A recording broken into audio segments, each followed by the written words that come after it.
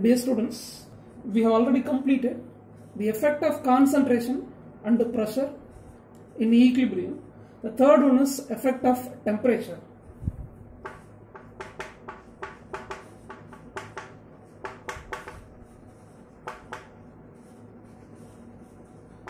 So if a system at equilibrium, which can be disturbed by changing the concentration, pressure as well as temperature. So what is the effect of temperature in equilibrium? For this we may consider Haber's process. So Haber's process is used to prepare ammonia. So nitrogen gas combines with hydrogen gas to provide ammonia gas. This is called the Haber's process. Now delta H value is minus 92.2 kilojoule. So generally when we represent any reaction, the delta H value will be given. Delta H means enthalpy change. That means heat changes during the reaction. So this value is for forward process because our aim is to prepare ammonia in the laboratory. So ammonia is used for preparing many nitrogen based compounds like fertilizers. So we try to prepare ammonia in the laboratory. Unfortunately, the equation or the reaction becomes equilibrium. So we cannot get ammonia. So delta H value will be mentioned for every reaction. It shows minus 92.2 kilojoule. So for the forward reaction, delta H value is a negative one, which represents the forward reaction is an exothermic reaction. So based on the heat changes, we have two types of reactions, exothermic as well as endothermic. For the forward process, delta H value, enthalpy change value is given as a negative value, minus 92.2 kilojoule. So which represents the forward process is an exothermic process. For an exothermic process, heat energy will be liberated. During the formation of a product, heat energy will be liberated. Now this is not an irreversible reaction, this is a reversible reaction. If there is a forward process, definitely there will be a backward process also. So forward process is an exothermic process, means definitely the reverse process or the backward process will be endothermic process. So using the delta H value, we find that the forward process is an exothermic process which liberates 92.2 kilojoule per mole. Per mole, this much amount of energy is liberated. If the forward process is an exothermic process, means then the reverse process will be an endothermic process, reverse or backward process. During the forward process, heat energy is liberated. In the endothermic process, heat energy will be absorbed. For the formation of nitrogen and hydrogen from the ammonia, it absorbs how much energy? Say 92.2. The value will be a positive value. Forward process is an exothermic process. Backward process is the endothermic process. Now this Haber's process is taking place at a particular temperature. Now we are going to find what is the effect of temperature. At a particular temperature, forward process is exothermic and the reverse process is endothermic and equilibrium is attained. Now when we change the temperature, what happens in the equilibrium? Will it be affected or not? Yes, so definitely equilibrium will be affected. When temperature is changed, equilibrium will be affected. So there are two possibilities. Either temperature can be increased or decreased. What happens when temperature is increased for this Haber's process at a particular temperature? So we are increasing the temperature. Increasing the temperature represents heat energy is given to the system. The system is already attained equilibrium at a particular temperature. Now we increase the temperature. When temperature is increased, means heat energy is given to the system. Heat energy is supplied to the system. Then which process will be the predominant? Because equilibrium will be disturbed. When temperature is increased, equilibrium will be shifted according to Le Chatelier's principle. the system will shift towards any one side to balance the effect of disturbance. To nullify the effect of disturbance, there should be a shifting of equilibrium. So we increase the temperature. That means we give heat energy to the system. That means which direction of reaction will be favored? Reverse direction. Because backward reaction is an endothermic reaction which absorbs heat energy.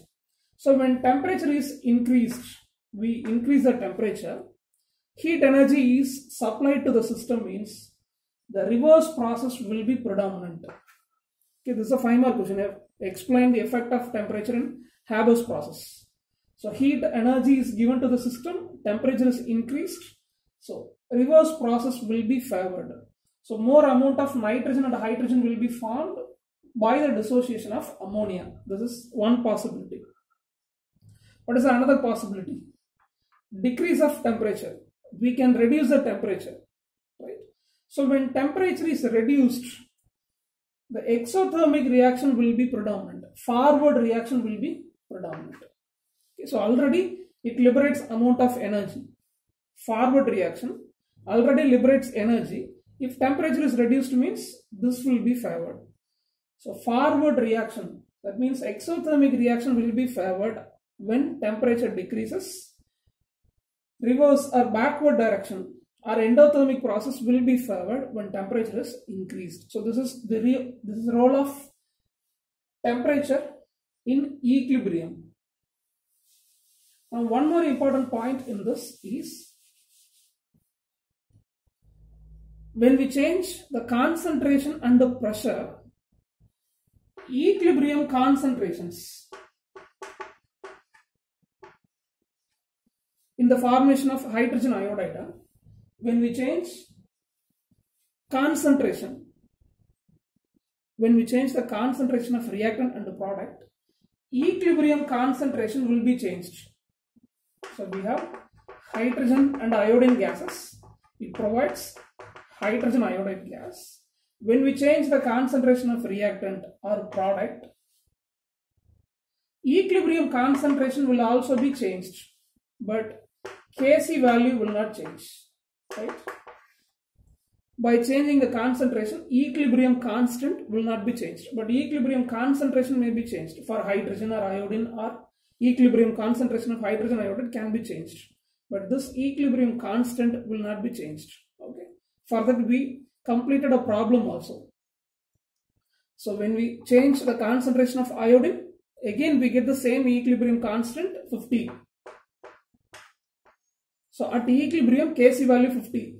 After adding 0.1 mole of iodine also, equilibrium constant is reached approximately 50. So equilibrium constant will be a permanent value, a constant value when we change the concentration, as well as pressure also. If you take Haber's process,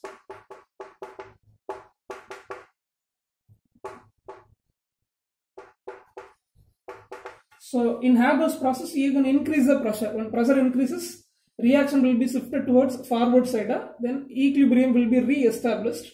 After re-establishing of equilibrium, Kc value will be constant. This is an important point. Equilibrium concentrations can be changed. At the same time, equilibrium constant will not be changed when we change concentration as well as pressure. But temperature, when temperature is changed, equilibrium constant will also be changed. Important one more point. Not only the equilibrium concentrations of reactants and products, equilibrium constant Kc value will also be changed. This is important point. So we have completed 3 effects: effects of concentration, effect of pressure, and effect of temperature. Next one, effect of catalyst. What is the role of catalyst in changing the equilibrium? So catalyst will not affect equilibrium. This is the main point. Okay. So if you take Haber's process, to get the product fast, we use the catalyst ion. Now the role of catalyst is to increase the rate of the reaction. Already the reaction is taking place in a particular rate. The rate can be increased by adding a substance called catalyst. So the role of catalyst is to increase the rate of the reaction. It will not disturb the equilibrium. So we know the reaction coordinate.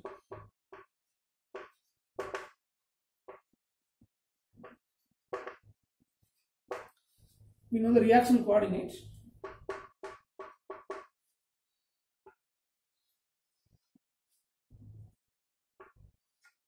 This is a reactant, this is product. Okay. So reaction coordinate means reaction is taking place. So this is the energy of reactant. Okay, in the y-axis we take energy, in the x-axis we take reaction coordinator. So proceedings of reaction. So energy of a reactant. This is the energy of product.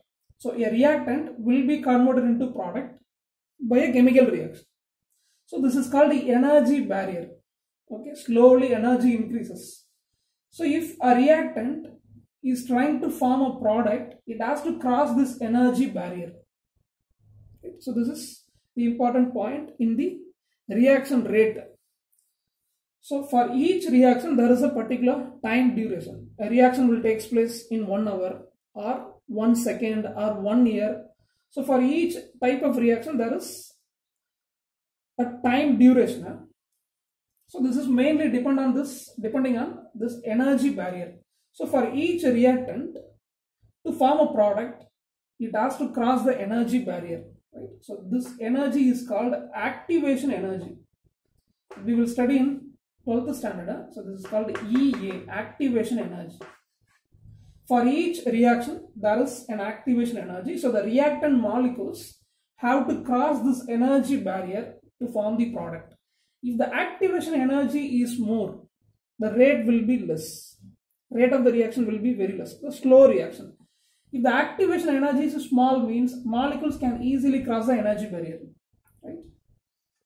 If the activation energy is small, the reactants will cross the energy barrier easily to form the product. For more activation energy, rate will be a lower value, slow rate, slow reaction. If the activation energy is less, it forms product easily. So rate of the reaction will be more, so this will be a fast reaction.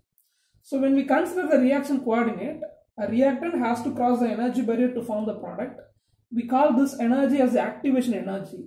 If the activation energy is low, then rate will be more. Now what is the duty of a catalyst? Catalyst is just reducing the activation energy. When we use a catalyst in a reaction, it just reduces the activation energy. Thereby reaction will be a faster reaction. Rate of the reaction will be increased. So catalyst is doing the increasing of reaction only. It won't affect the equilibrium. But at the same time, using the catalyst, equilibrium can be attained fast. So in the Haber's process, if we assume that equilibrium is reached by taking 1 hour, when we use ion catalyst, within 1 hour, so before 1 hour, equilibrium can be reached. So the role of catalyst is to reach equilibrium fast. Catalyst helps. So the role of catalyst is to increase the rate of the reaction. It won't affect the equilibrium. At the same time, equilibrium can be attained fast by adding a catalyst. So this is an example. Some more examples can be taken. For example, contact process. In contact process, platinum or vanadium pentoxide can be used as a catalyst. So 4 effects we have completed. Last one is inert gas.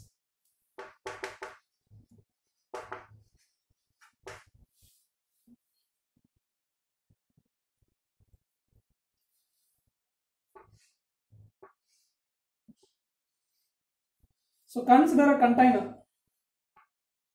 So we add nitrogen gas,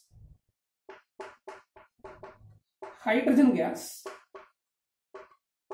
It forms ammonia gas. So Haber's process is done within a container. So all these are gaseous molecules. So this is gaseous homogeneous equilibrium. We maintain volume as a constant. Okay. So we take the reactants, it forms product, it becomes a reversible and it reaches an equilibrium. Okay. So we maintain the volume as a constant one. Now in this container, I am going to add a noble gas or inert gas. For example, helium. So please assume that already 100 molecules are there. Totally 100 molecules of reactants products are there. Nitrogen, hydrogen, ammonia. Total number of molecules are assumed as 100. Now I am going to add 10 molecules of helium. Now what is the change in the equilibrium? Will the equilibrium be disturbed by the addition of noble gas or not? Okay. So by maintaining the constant volume, when we add a noble gas, equilibrium will not be disturbed. Equilibrium will not be shifted towards any one side. What is the reason? First thing, the noble gas or inert gas is a highly stable in nature. It will not react with any other gases. That's the first thing. When helium or neon or argon is added, it won't react with the reactants and products already present in the container. First point. Total number of molecules have increased from 100 into 110. Total number of molecules increased. Pressure is increased. At the same time, equilibrium is not disturbed because helium will not react with these things.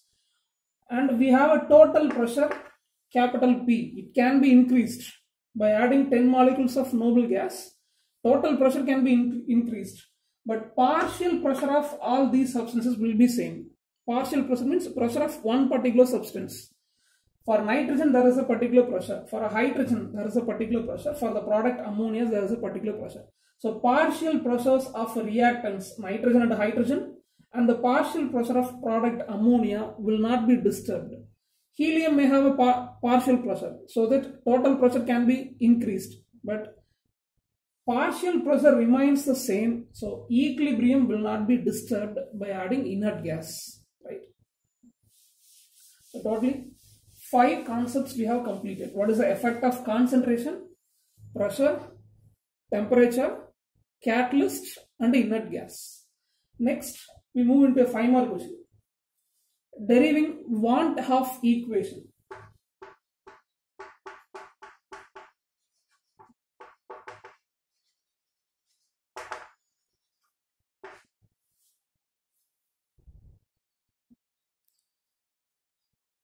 So want half equation is just relating the two terms. So one is temperature, another one is equilibrium constant.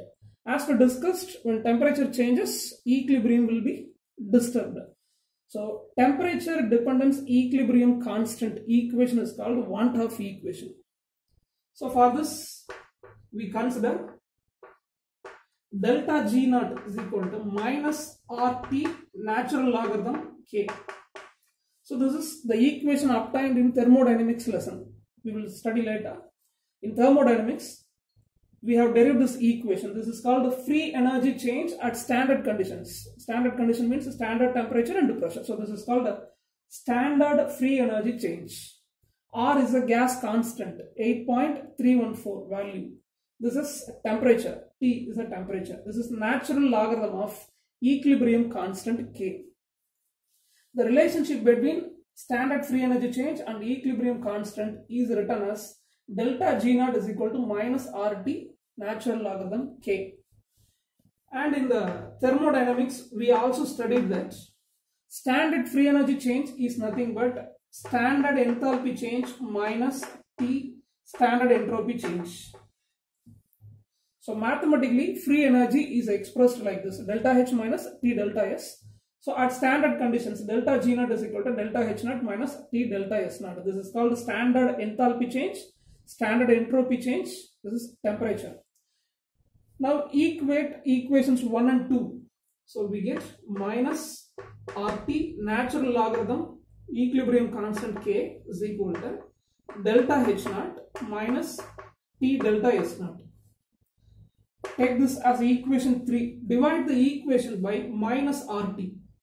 So we are going to divide this equation by minus RT.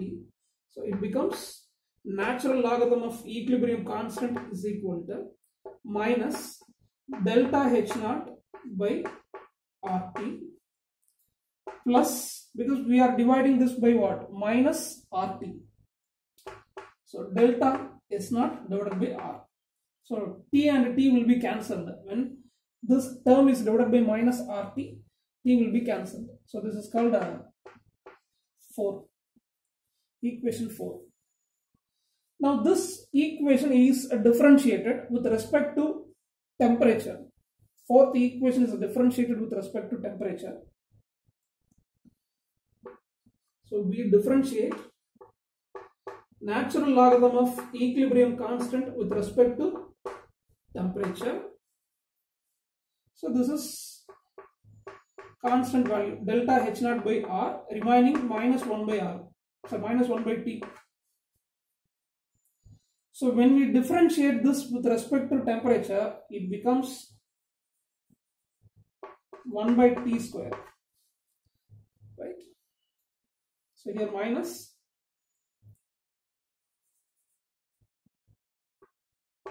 We differentiate 1 by T with respect to temperature. So this becomes minus 1 by T square. So minus into minus plus. Okay. And differentiating this constant, we get 0. So this is called differential want half equation. So equation 4 is differentiated with respect to temperature. So differentiating natural logarithm of equilibrium constant with respect to temperature. So here 1 by T will be there. Here minus and 1 by T will be there. 1 by T is differentiated, we get minus 1 by T square. So minus into minus plus. Right. So this is called a differential want half equation. Now this equation 5 is going to be integrated.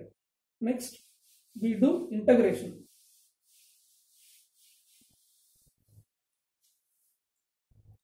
You just integrate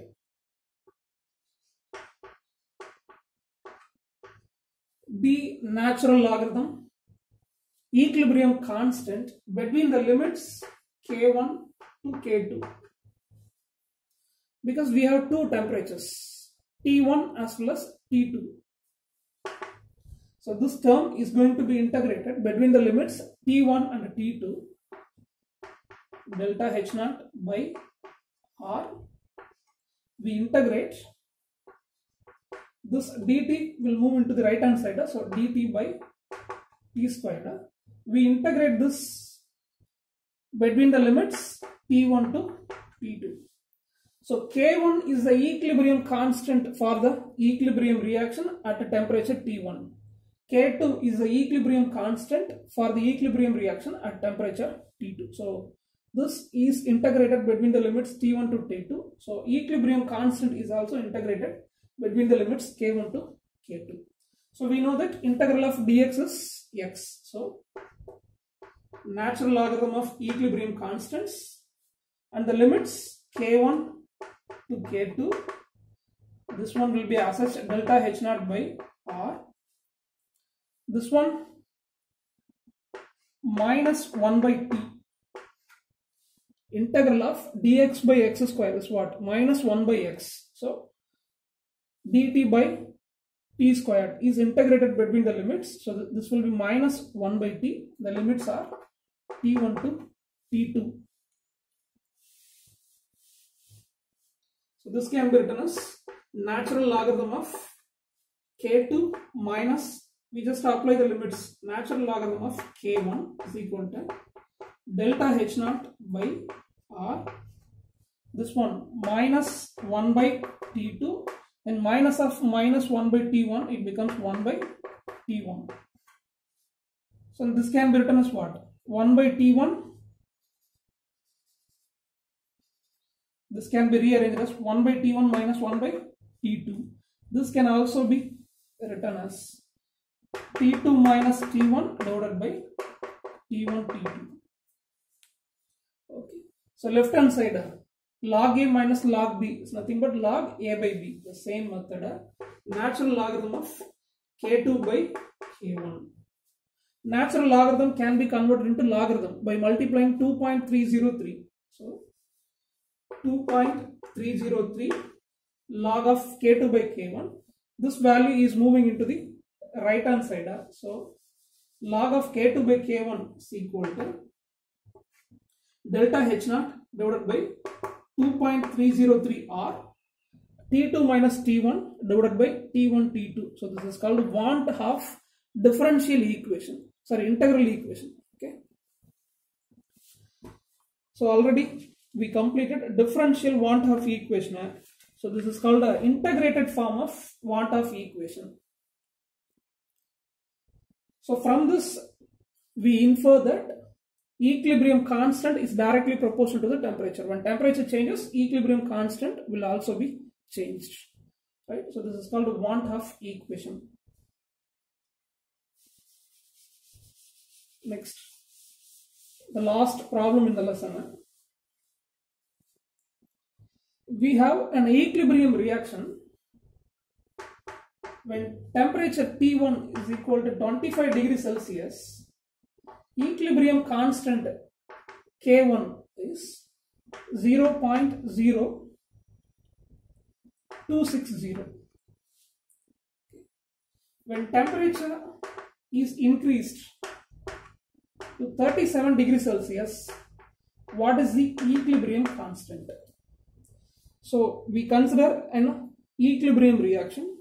At 25 degrees Celsius, equilibrium constant is given. When temperature is raised, equilibrium constant will also be raised, that we have to calculate. Okay. So what is the formula? Log of want half equation, log of K2 divided by K1 is equal to delta H naught divided by 2.303 R, T2 minus T1 divided by T1 T2. So in question paper, delta H value is already given. Delta H naught value is 32.4 kilojoule per mole. Okay. So this value we know already. K1 value 0.0260. We have to calculate K2. Delta H value 32.4 in terms of kilojoule per mole. If you need the value in terms of joule, means this will become 32,400 joule per mole. Next, gas constant value. R value is 8.314. What is the T1 value? 25 degrees Celsius. In terms of Kelvin, in terms of Celsius 25, in terms of Kelvin 25 plus 273. So 298 Kelvin. T1. T2 37 degrees Celsius in terms of Kelvin plus 273. So 310 Kelvin. Okay. So we are going to substitute the values. Delta H or delta H naught value 32,400 joule per mole divided by 2.303. Gas constant 8.314. Then T2 value 310 Kelvin. T1 value 298 Kelvin divided by 310 multiplied by 298. So log K2 by K1. We just solve this. Finally we get 0.2198. Okay.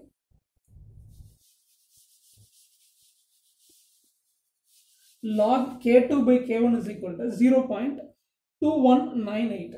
This logarithm is moving into the right hand side, so it becomes K2 by K1 is equal to anti-log of 0.2198. Just take anti-log for this value. The answer is 1.6588. 1.6588. We need what value? K2 value. So this K1 is moving into the right hand side. So K2 is equal to 1.6588 into K1. We know the value. Equilibrium constant at temperature T1 is already given in the question paper. So 0.0260. So K2 value is equal to 0.0431. So want half equation is verified. When temperature is increased, equilibrium constant will also be increased. At 25 degrees Celsius, equilibrium constant 0.0260. At 37 degrees Celsius, when temperature is increased, equilibrium constant is also increased. So with this, lesson number 8, physical and chemical equilibrium, is over. Tomorrow onwards, we are going to start a new lesson, number 11, fundamentals of organic chemistry. Okay, thank you.